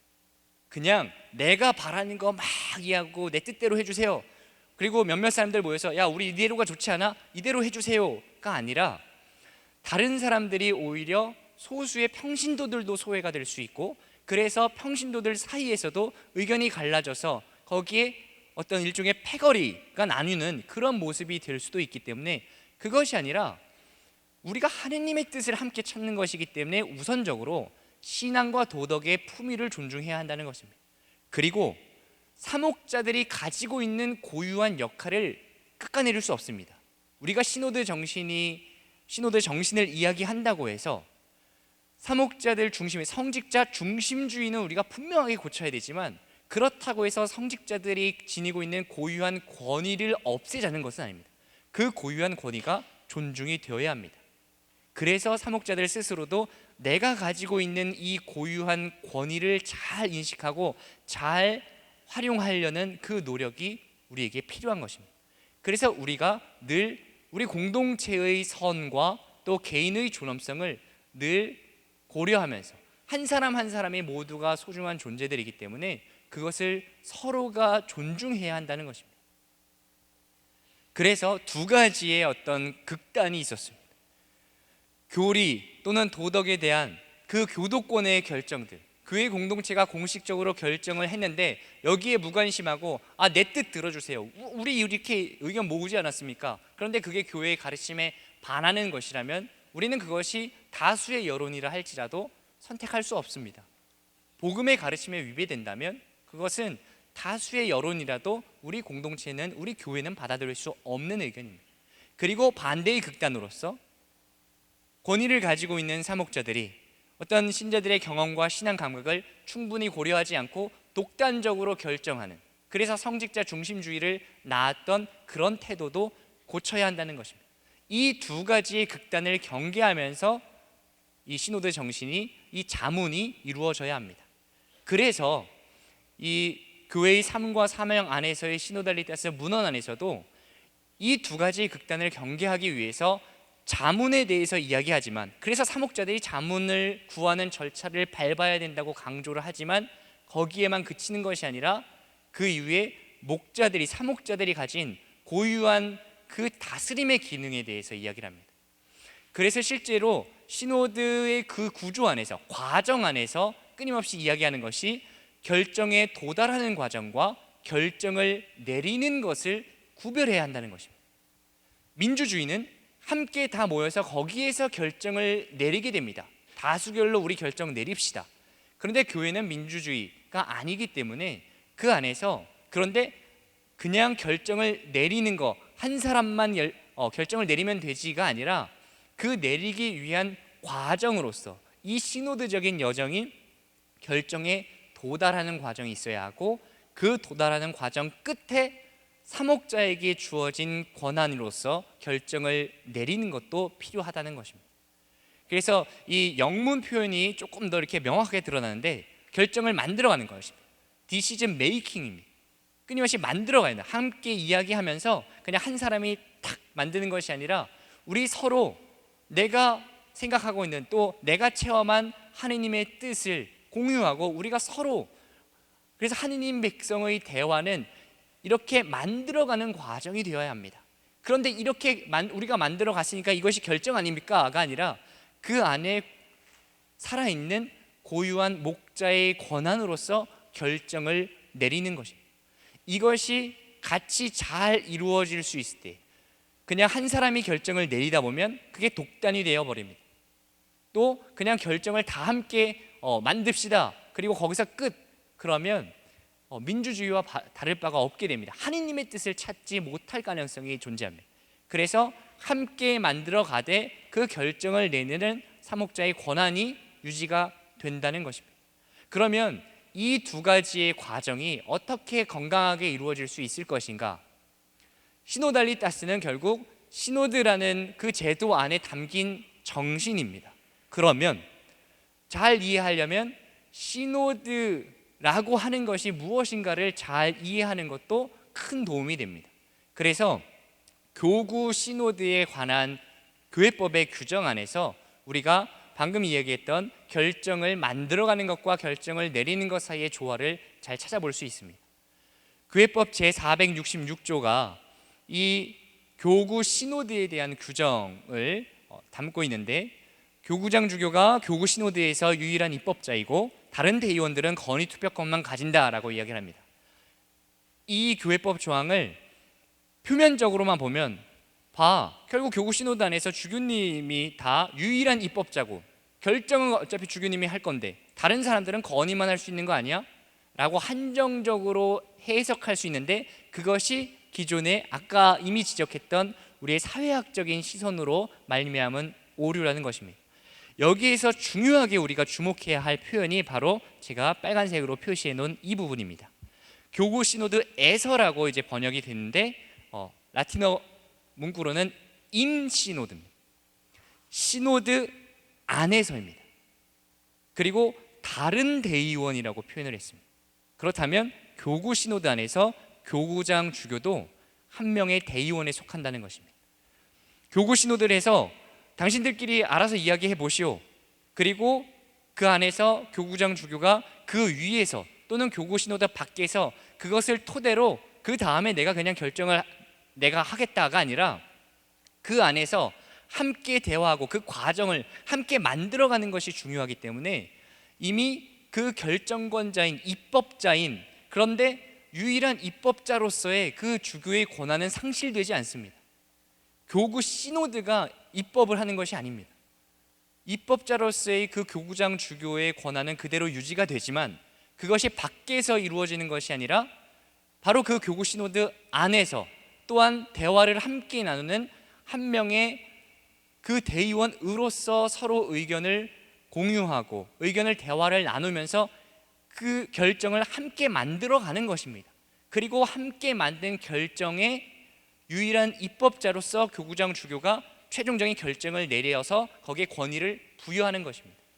그래서 시노드로 말미암은 결정들을 교회의 결정이라고 이야기하지 절대로 주교의 결정이라고 이야기하지 않습니다. 시노드 이후에 후속의 문헌에 나온 모든 것은 시노드적 결정, 시노드의 결정, 교회의 결정이지 절대로 유일한 입법권자라고 해서 주교 한 사람의 결정이 아니라는 것입니다. 이것이 마찬가지로 본당 사목구 안에서도 이루어져야 합니다. 사목자가 이런 자문 기구들 밖에 또는 위에 존재하는 것이 아니라 그 안에서 한 명의 하느님 백성으로서 함께 만들어가고, 그렇지만 유일한 결정권자로서의 자신의 직무를 그 안에서 수행을 해야 한다는 것입니다. 그래서 사목자가 최종 결정권자라는 데에는 변함이 없습니다. 그런데 절대로 단독 결정권자는 아니라는 것입니다. 그래서 끊임없이 하느님 백성의 자문을 구해야 되고, 그렇게 하느님 백성과의 대화를 통해서 우리가 결정을 함께 만들어 가되 자신에게 주어진 그 고유한 권한과 권위를 상실하지 않으면서 반대로 그만큼 성직자들이, 사목자들이 식별을 조심스럽게 하고 주의 깊게 해야 되는 그 역할의 무게가 있다는 것입니다. 그래서 사목자가 최종 결정권자이긴 하지만 단독 결정권자가 돼서는 안 됩니다. 그래서 이 자문과 또 사목자의 권위는 서로 연결이 되고 서로 상호 보완적이 되어야 합니다. 무조건 다 우리가 이야기하니까 우리 얘기 들어주세요가 아니라 정말 사목자들 스스로도 모든 하느님 백성의 의견을, 그 자문을 들으려고 하는 그 노력들, 그 평신도들, 수도자들의 의견을 들으려고 존중하는 것들, 또 반대로 평신도들 또한, 또 수도자들 또한 그 사목자들이 지니고 있는 고유한 그 권위들을 서로 존중해 줄 수 있어야 한다는 것입니다. 상호 존중의 개념이지 어떤 아까 말씀드렸던 주도권 논쟁의 개념이 아니기 때문에 이것들이 서로 그래서 상호 경청입니다. 시노달리타스 안에서 가장 중요한 요소는 경청인데 일방적인 경청을 요구하지 않습니다. 상호 경청입니다. 평신도들도 성직자의 목소리, 수도자들의 목소리를 들으려고 하는 노력이 있어야 되고, 또 반대로 성직자들, 수도자들도 평신도들의 목소리를 들으려고, 그렇게 우리 모두가 다 함께 성령을 통해서 우리에게 하시는 하느님의 목소리를 들으려고 해야 한다는 것입니다. 그렇다면 구체적으로 이게 제도로서 이미 있는 제도가 정말 시노달리타스가 구현되는 그런 구조로 가야 하는데, 대표적으로 우리 본당 안을 살펴보면 마찬가지로 또 교구 안에서도 마찬가지입니다. 시노드적인 특성을 지닌 본당 안에서의 두 가지 대표적인 구조는 본당 사목평의회와 재무평의회입니다. 이 평의회를 통해서 평신도들이 자문을 하게 됩니다. 말 그대로 평의회라고 하는 이 제도가 시노드적인 기구로서 되살아나야 한다는 것입니다. 교구 안에는 사제평의회가 있고 또 사목평의회가 있습니다. 이 평의회들이 제 역할을 잘 수행해야 한다는 것입니다.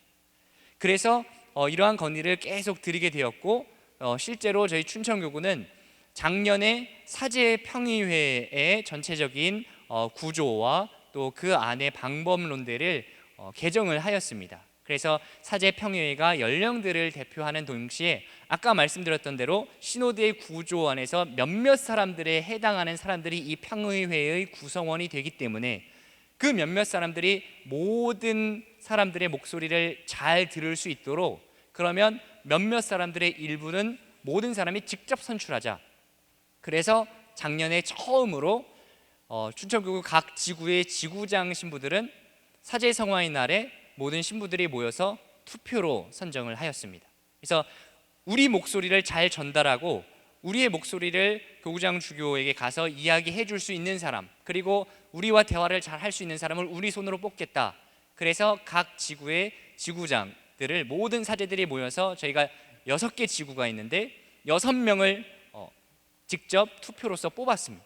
그리고 그 6명이 이제 각각 지구에 파견이 되어서 지구 안에서 참사회이자 사제평의회의 위원으로서 모든 사제들의 의견을 전달하고 또 함께 모으는 그 역할을 수행을 하는 것으로 개정을 하였습니다. 그리고 올해 이제 코로나 이런 방역 제한으로 인해서 멈춰 있던 교구의 사목평의회를 재개를 하면서 마찬가지로 평신도들의 목소리를 잘 들을 수 있는 각 지구의 평신도들의 다양한 남성과 여성, 그리고 그동안 소외되어 있던, 그래서 그 어려운 현실이 직접 있는 장애인 형제들의 목소리도 함께 들을 수 있도록 그분들 위주로, 그래서 너무 성직자들이 많게 되면 결국 성직자들 중심으로 따라가게 되니까 교구의 사목평의회는 끊임없이 각 지구 또 각 역할에 있는 평신도들의 목소리를 잘 전달하는 몇몇 사람이 되도록 또 개정을 해서 이렇게 새롭게 사목평의회를 구성을 하였습니다. 그래서 교구 안에서도 마찬가지고 본당 안에서도 이 사목평의회, 이 평의회가 잘 구성이 되고 제 역할을 다할 수 있어야 우리 사목의 현실 안에서 시노드 정신이 구현이 될 수 있습니다. 그래서 프란시스코 교황님께서도 끊임없이 본당 사목구를 이끄는 데 있어서 이 사목평의회의 중요성을 끊임없이 강조를 했습니다. 그런데 우리 한국교회 아마 전반적으로 가지고 있는 그런 현실일 텐데 그 부분에 대해서 제가 한번 살펴보게 되었습니다. 그래서 한국교회 개별법이라고 할 수 있는 한국천주교 사목지침서에 본당 사목평의회가 어떻게 규정이 되고 있는지 173조부터 나오게 되는데, 일단 성격은 본당 주임사직을 도와 자문의 역할을 합니다. 본당 공동체의 생활을 종합적으로 평가하고 신자들의 의견을 수렴하여 더 나은 공동체를 형성하기 위해 제안하는 기구입니다. 그래서 다른 신자들의 의견을 잘 수렴하는 그 몇몇 사람의 역할을 수행해야 한다는 것입니다. 그냥 단순한 대표, 그래서 많은 경우에 있어서 본당 신부와 또 사목회가 결정을 하고 이 결정이니까 따라오십시오 라고 하는 결정기구가 되는 경우가 많습니다. 그런데 그 이전에 우리 본당 공동체의 생활을 위해서, 또 교구 공동체의 생활을 위해서 이 평의회 안에 몇몇 사람들은 먼저 다른 모든 신자들의 의견을 수렴하고 그 의견을 함께 논의하는 그 평의회의 구조, 성격을 갖추어야 한다는 것입니다.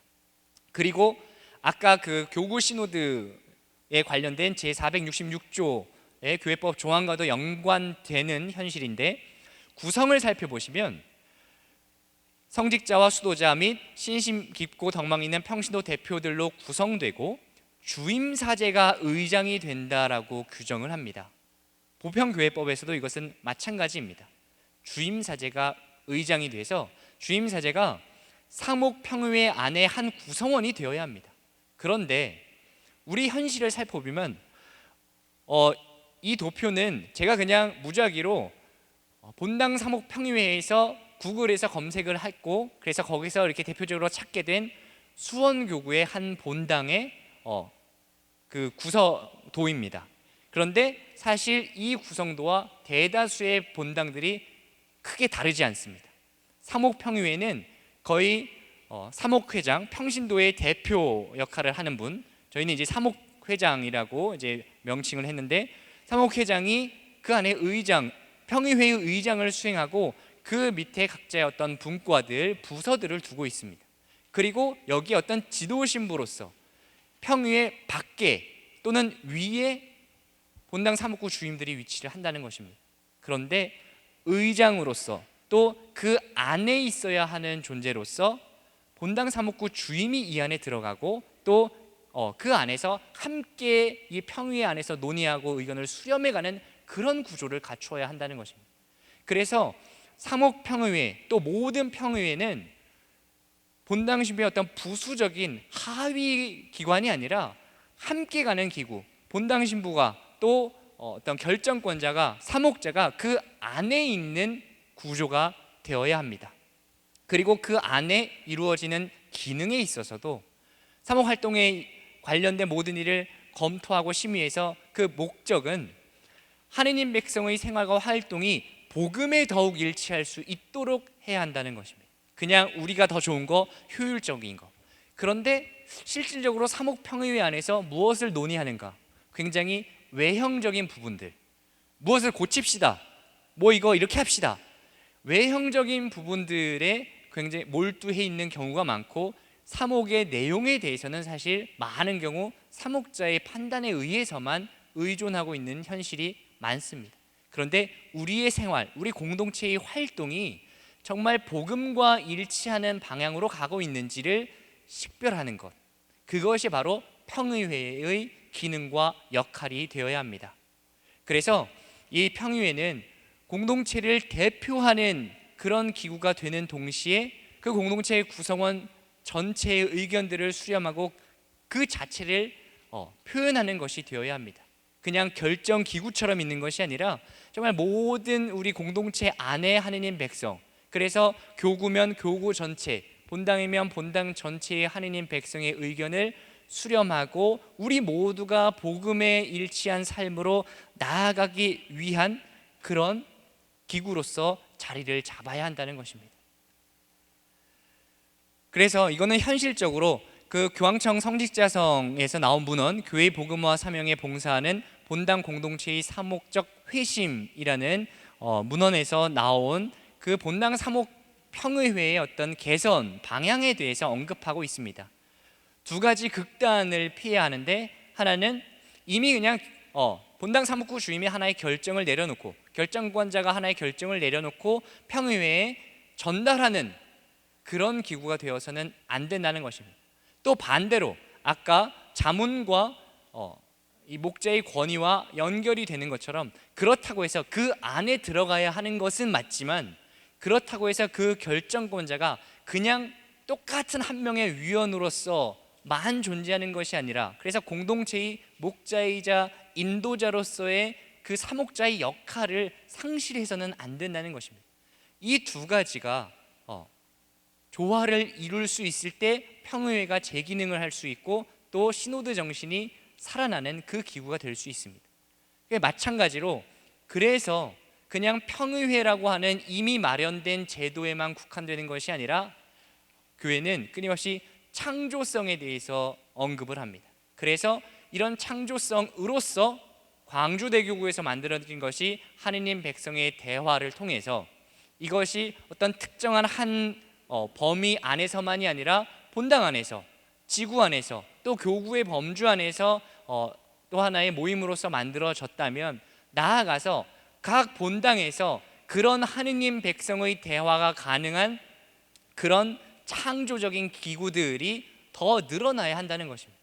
그래서 이런 분야에 대해서 청소년 문제가 우리에게 심각하다라고 한다면, 그거에 대해서 의견을 모을 수 있는, 그냥 사목평의회 안에서만 하나의 분야로서 이것을 논의합시다가 아니라, 그거에 대해서 조금 더 심도 있게, 오히려 청소년 문제 또는 청년 문제다 그러면 그 젊은이들이 그 안에서 자신들의 목소리를 낼 수 있는 또 하나의 창조적인 대화의 장이 마련되어야 하고, 또 장애인, 노인들, 그 밖에 다른 어떤 특정한 그 사람들의 의견을 수렴할 수 있는 창조적인 노력이 지속적으로 본당 안에서, 지구 안에서, 교구 안에서 끊임없이 이루어져야 한다는 것입니다. 그래서 제도화된 틀 안에서 시노드 정신이 그냥 실현되어야 한다, 이것이 아니라 토착화라고 말씀드렸던 그 개념과 연결지어서 우리 공동체의 현실에 맞는, 아마도 저희 춘천교구도 마찬가지지만 광주대교구도 마찬가지일 것입니다. 시내 본당, 또 시외의 작은 본당, 그 안에서 이 구조들이 운영되는 방식과 또 현실성은 다를 수밖에 없습니다. 시골의 작은 본당 같은 경우는 직접 만나서 직접 모든 사람들의 이야기를 사목자가 들을 수 있는 그런 시스템을 구축을 할 수 있습니다. 그런데 반대로 대규모 큰 본당에서는 현실적으로 그것이 어려울 수 있습니다. 그렇다면 분야별로 자문기구들을 여러 개를 두면서 그 안에서 끊임없이 대화를 찾아 나아가야 한다는 것입니다. 그래서 이런 여러 가지 어떤 이론적인 바탕들과 내용들을 말씀을 드렸는데, 이것들을 종합을 해서 몇 가지 제언을 드리고자 합니다. 시노드 정신을 우리 공동체가 살아가기 위해서. 첫 번째는 지금 이렇게 말씀드렸던 대로 평의회와 자문기구들이 활성화되어야 한다는 것입니다. 평의회가 그 본질적인 기능을 찾음으로써 자신이 해야 할 제자리로 돌아가고 제 역할을 잘 수행하고, 또 그것만의 한정적으로가 아니라 이미 이렇게 마련되어 있으니까 여기서만이 아니라 정말 그 자문이라고 하는 교회 안에 하느님 목소리를 듣는 노력을 하기 위한 창조적인 기구들을 끊임없이 연구하고 활성화해야 한다는 것입니다. 그래서 그렇게 끊임없이 새로운 노력들이 이루어질 때 시노드적인 역동성이 이어져 갈 수 있다는 것입니다. 그래서 본당 안에서의 구조는 모든 사람의 목소리를 듣는 사목평의회를 비롯한 자문기구의 그 몇몇 사람들이 경청을 하고, 그 안에서 경청한 의견들을 서로 대화하고 나누면서 결정권을 가지고 있는 사목자와 대화하고 함께 이것이 우리 공동체의 뜻이다라고 함께 식별을 하는 것입니다. 그래서 이것이 다 함께 모두의 참여로 이루어져 있고, 모든 사람과 몇몇 사람과 한 사람의 이 끈이 이루어짐으로써 이것이 우리 공동체의 모든 하느님 백성의 시노드적인 결정이 되어야 하고, 그렇기 때문에 이 결정을 만들어가는 과정에서 모두가 어떻게든 작은 소리든 큰 소리든 어떤 역할로든 참여를 했기 때문에 이것을 수행해 나아가는 데 있어서도 모두가 함께 수행해 나가는 공동의 책임성이 부여가 된다는 것입니다. 그래서 상하이 구조가 모든 사람, 몇몇 사람, 한 사람, 그래서 한 사람으로 끝이 아니라 다시 이 구조 안에서 이루어진 결정이 모든 사람에게 부여가 돼서 모든 사람이 함께 그 사명을 수행해 나아가면서 우리 공동체의 발걸음이 되어야 한다는 것입니다. 두 번째는 바로 공론장이 활성화되어야 합니다. 경청을 할 수 있는 자리, 아까 말씀드렸던 대로 어떤 분들은 내가 처음으로 교회에 내 목소리를 내는 자리가 이제 되는구나. 이것은 본당의 어떤 특성, 공동체의 특성에 따라서 끊임없이 만들어져야 합니다. 그래서 제가 생각하기에 우리 광주대교구에서 실시하고 있는 하느님 백성의 대화, 그 모임은 바로 이런 공론장으로서의 역할에 아주 표본적인 역할을 수행한다고 생각이 됩니다. 그래서 본당 안에서의 하느님 백성의 대화, 지구 안에서의 하느님 백성의 대화라면 그 안에서 우리 하느님 모든 하느님 백성의 의견을 함께 정말 나눌 수 있는 대화의 자리. 그래서 그냥 우리 교구에서 이렇게 마련되어 있으니까 그날 그때만이 아니라 우리 사목의 모든 현실 안에서 그런 자리들이 끊임없이 이어져 가야 한다는 것입니다. 우리 공동체, 우리 본당에서 어떤 이런 지금 결정을 내어야 하고 이런 것에 함께 고민해야 하는 현실에 맞닥뜨린다면 그럴 때 우리 자체적으로 하느님 백성의 대화, 그 시간을 만들어가는 것입니다. 우리 교구에서 정한 날은 아니지만 우리 이거에 대해서 한번 이야기해야 되는데 그러면 우리 본당 하느님의 백성의 대화 시간을 한번 가져봅시다. 그것이 언제가 되든 가짐으로써 우리가 서로 내 이야기를 할 수 있고 내가 본당 공동체를 위해서 우리 지구 교구 공동체를 위해서 내 목소리를 낼 수 있는 공론장이 마련이 되어야 한다는 것입니다. 위에 두 가지는 제도적인 노력이라면 이제는 세 번째와 네 번째는 그 안에 이루어지는 어떤 비가시적인 노력입니다. 일단은 공동체 내에 대화 문화가 조성이 되어야 합니다. 실제로 체험들을, 시노드적인 체험들을 나누다 보면 내가 이렇게 이야기했는데 결국 어느 벽에 맞췄을 때 결국 저 사람 내 이야기는 다 묵살되는구나. 어떤 특히 우리 동양, 한국의 문화권, 우리의 교육 현실 안에서 사실 이 대화 문화가 잘 자리를 잡지는 않았습니다. 건강한 대화가 잘 이루어지지는 않았습니다. 그래서 사실 우리가 이것은 현실적인 하나의 노력이라면 우리가 제도로서의 하느님 백성의 대화를 하고 또 우리 사제단 안에서 또 수도자들과 함께 모든 평신도들과 함께 우리가 건강하게 대화를 하기 위해서 우리 한국교회의 현실에서의 제안을 하자면 사실 우리 부수적으로 어떤 특강이나 이런 노력들을 하고 있는데 여기에서 정말 건강한 대화법에 대한 교육이 필요합니다. 그래서 실제로 남성 수도회들의 경우에 이런 그 시노드적인 대화 문화가 잘 조성이 될 수 있도록 그 공동체성이 살아날 수 있도록 지속적인 일반 사회에서 대기업에서 어떤 CEO들을 모아놓고 하는 그런 대화법이라든가 그런 전문 강사들을 초빙해서 몇 단계를 통해서 우리 공동체 안에서의 대화법에 대한 그런 수업들, 노력들을 하고 있습니다. 그런 것처럼 우리가 건강한 대화 문화가 우리 안에 조성이 되어야 내가 공론장이 마련되었을 때 제도로서의 어떤 틀이 마련되어 있을 때 그 안에서 이야기를 할 수 있는 것입니다. 그래서 우리 공동체 안에서 일단 사목자들 그리고 몇몇 사람들의 그 역할을 수행하는 본당에서 책임을 맡으신 분들, 사목평의회 안에 있을 수도 있고 구역장 또는 반장, 어떤 단체장 그렇게 봉사하시는 분들은 우리 단체 안에서 우선적으로 의견을 낼 수 있습니다. 우리 함께 대화해 봅시다 라는 그런 태도를 갖추는 것이 중요합니다. 그래서 내가 언제든 내가 속한 단체 안에서, 내가 속한 구역, 반 안에서, 내가 속한 그 모임 안에서 내 소리를 낼 수 있는 그 대화의 분위기를 조성해 두는 것이 우리에게 태도로서 요청이 됩니다. 그리고 네 번째로는 그 모든 것이 마찬가지지만 교육의 양성과 교육입니다. 성직자 수도자들 또한 서로 정말 잘 들으려는, 그리고 가지고 있는 고유한 그 권한이 있기 때문에 정말 잘 식별할 수 있는, 그래서 정말 이렇게 많은 의견들 중에서 진정으로 우리 공동체의 선익과 하느님 뜻에 맞는 것이 무엇인지를 찾을 수 있도록 끊임없이 지속적으로 교육이 되어야 하고, 마찬가지로 의견을 개진하는 평신도들이 내가 원하는 것 끊임없이 그냥 사회적인 시선으로 이것이 우리 밖에서 이렇게 요즘 사회에서 이렇게 합니다 라고 이야기하는 것이 아니라 평신도들 스스로도 의견을 낼 때 무엇이 하느님의 뜻이고 무엇이 교회의 가르침에 부합하는 것인지를 스스로도 식별할 수 있도록 지속적으로 그런 교회의 가르침에 대해서 양성하고 교육하고 이런 것들이 이루어져야 한다는 것입니다.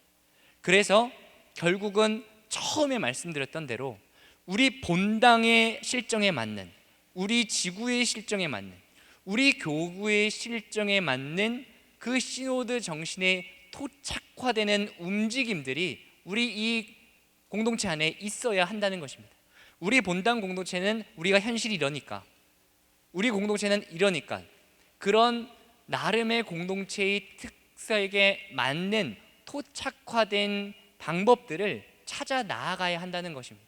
그것을 위해서는 제도로서는 크게 두 가지, 우리 자문기구를 끊임없이 활성화시키고 그 안에서도 함께 대화할 수 있는 공론장으로서의, 그래서 이미 표본으로 제시되고 있는 하느님 백성의 대화들을 더욱 효과적으로 모든 차원에서 잘 이루어질 수 있도록 활성화시키는 것. 그런데 그것이 제도적인 차원에서만 이루어진다면 무용지물이기 때문에 그 안에서 내부적으로 이루어질 수 있는 흔히 문헌에서 말하는 시노드적 태도로서 대화 문화가 잘 조성이 되고 우리가 정말 식별할 수 있는 능력을 갖추도록 끊임없이, 그래서 저희 같은 경우에는 춘천교구에서는 이 시노드의 후속적인 작업과 더불어서 앞으로 이 부분이 우리가 신앙인으로서 이거는 성직자든 수도자든 평신도든 춘천교구에 있는 모든 하느님 백성은 우리가 다 함께 하느님의 뜻을 우리가 찾아야 하기 때문에 말씀을 중심에 두어야 한다. 그래서 말씀 살기를 올 초부터 해서 이 성경을 함께 곁에 두고 하느님 뜻에 맞는, 그래서 우리가 일단 태도로서도 그냥 내가 사회적으로 어떤 현안을 해석하는 것이 아니라 이 말씀을 곁에 두고 말씀의 근거에서 우리 교회의 가르침, 하느님의 가르침에 어떤 것이 우리 공동체에 부합할 것인가를, 내가 어떤 현안을 마주하면, 우리 교회 공동체의 현안을 마주하면 그 대안을 찾을 때, 내가 뜻을 식별할 때 가장 먼저는 말씀에서 그 기준을 찾을 수 있도록 하자는 그런 의미에서 말씀 살기를 또 시작을 했습니다. 그래서 이렇게 나름의 노력들, 우리 교회 공동체의 현실에 맞는 노력들이 이루어짐으로써 시노드 정신이 우리 공동체 안에 깊게 뿌리 내릴 수 있는 토착화가 이루어져야 한다는 것입니다. 그래서 우리가 모두 갈라져서 흩어진 것이 아니라 정말 하느님의 눈으로 우리 교회에, 우리 공동체에 있는 그 현실을 우리 함께 일치하고, 바라보는 곳은 바라보는 내 위치는 각자가 다 다르지만 그렇지만 그 하느님의 눈을 갖추고 한 곳 교회의 일치를 향해서 서로가 함께 바라보면서 그 안에 현실을 찾아 나아가는 것. 그래서 내 뜻과 저 사람 뜻이 다르니까 어떤 이념적인 충돌을 일으키는 자리가 아니라 그 자리가 함께 대화하면서 저 사람 저렇게 생각하는구나, 저 사람을 통해서 내가 미처 생각하지 못한 하느님의 뜻이 이렇게 주어지는구나를 식별하고 성찰하고 그 안에서 일치를 이루는, 오히려 정말 제도로서가 아니라 하나의 그냥 단순한 결정을 위한 모임으로서가 아니라 그 안에서 내가 신앙적으로 더 깊은 체험을 할 수 있는 자리로서 모든 시노드적인 모임들이 이루어져야 할 것입니다. 그래서 처음에 말씀드렸던 대로 사실 광주대교구 하느님 백성의 대화는 시노드 정신의 토착화를 위한 정말 소중하고 중요한 발걸음이라고 생각이 됩니다. 그래서 이 안에서 아마 정말 많은 분들이 이거 한다고 바뀔까? 이 안에서 뭐 해야 되지? 그 안에서 정말 우리가 서로 대화하는 그 자체로 소중합니다. 그 안에서 서로 나누는 것 그 자체로 우리가 하느님의 뜻을 서로가 알아갈 수 있다는 것입니다. 그래서 그 소중한 시간들을 통해서 우리 광주대교구가 정말 말 그대로 시노드 정신이 살아있는 그런 교구로 나아가기를 희망을 하겠습니다. 그래서 시노드 정신은 호흡과 발걸음이 중요합니다. 함께 호흡 맞춰가면서 한 걸음 한 걸음 나아가는 것입니다. 그 호흡과 발걸음의 장으로서 광주대교구의 시노드 정신이 살아있는 하느님 백성의 대화의 장이 되도록 또 저 또한 함께 기도하겠습니다. 감사합니다.